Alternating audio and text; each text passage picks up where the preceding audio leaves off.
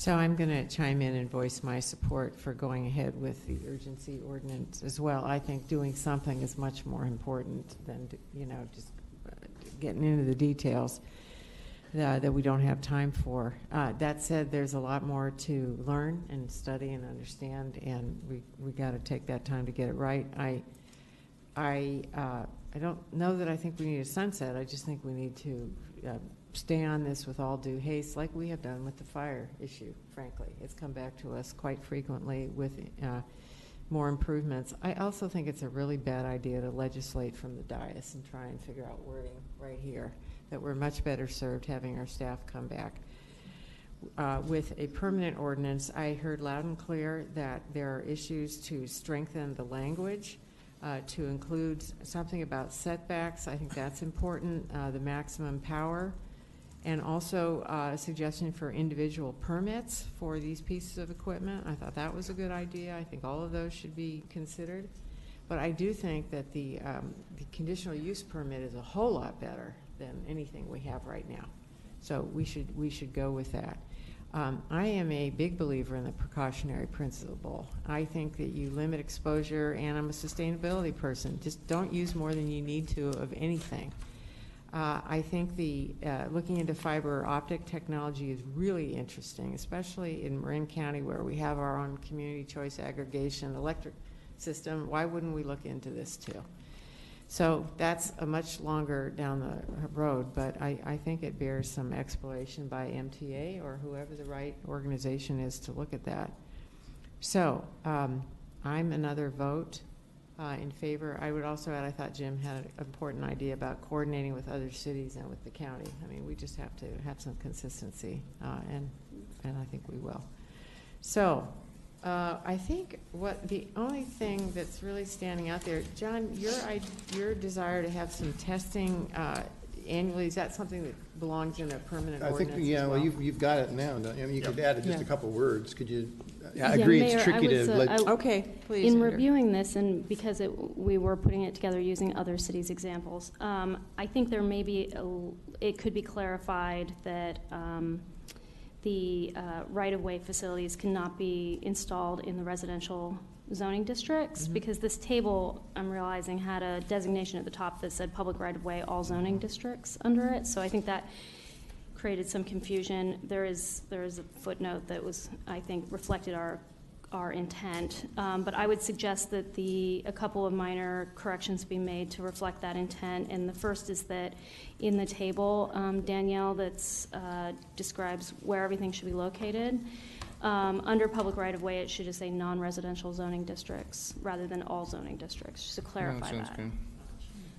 And then along the same lines, on page 11, line 324, I think we have a list of preferences, and at the bottom of our preferences was in the public right-of-way adjacent to the RM district, but I don't know how that ended up in there. That wasn't the intent.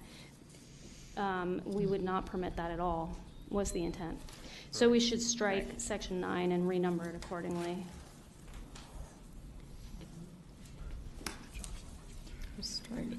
And then also we can include Councilmember McCauley's language regarding testing, and at the discretion of the council, if you would like to require annual testing on the anniversary of permit issuance, that language can be added as well.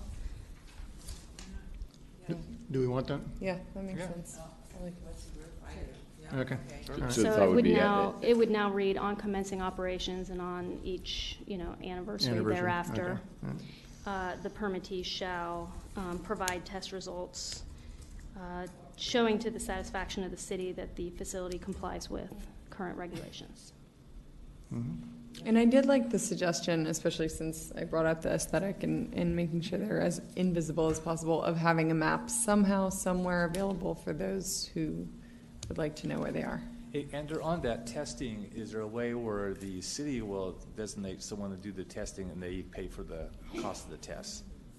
To keep it in there, Verizon says, hey, these are conditions of approval that would be imposed on these facilities. So I think we could do that. That would obviously There's this wording there that makes them, we'll find someone to come out and do the testing, and And then they pay would for it. reimburse that cost. Right. Yeah. That way, we have a verifiable test. Oh, then we're gonna be chasing after them to pay for that. Who Well, goes but- after but them? then well, they have to, They contract for it. believe me, they can afford it. Well, they contract for it. That's how it works. They contract for it and to deliver the, Based on the franchise fee things, it'll take a long time. I think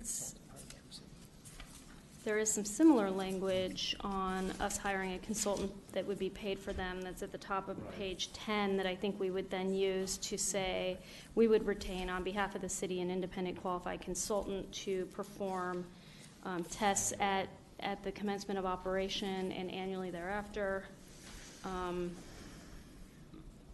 that would demonstrating compliance with current regulations. Does that work? Okay.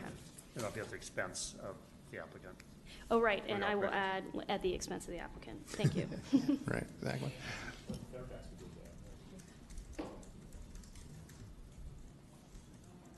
Is that it? Done.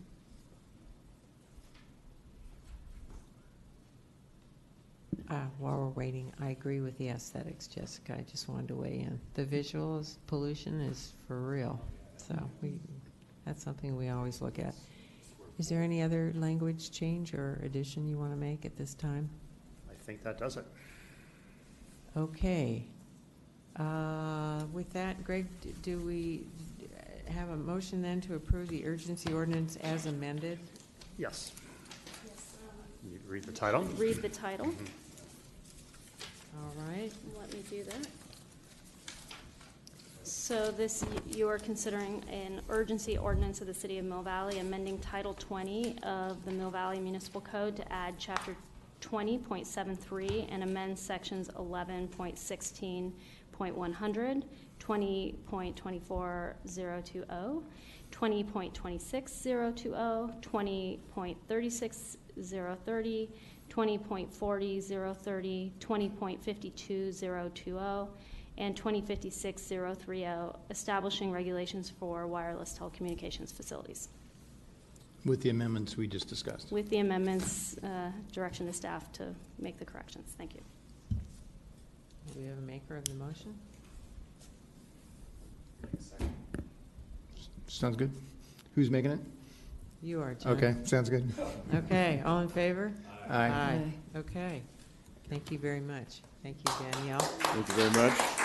Yeah. And I'm just going to request as mayor that we get an update in 6 months on what we have learned since then and some sort of plan going forward on the permanent ordinance at that time. Okay. And thank you, Mayor, for Thank you. being diligent and bringing this to us. Thank you. You're welcome.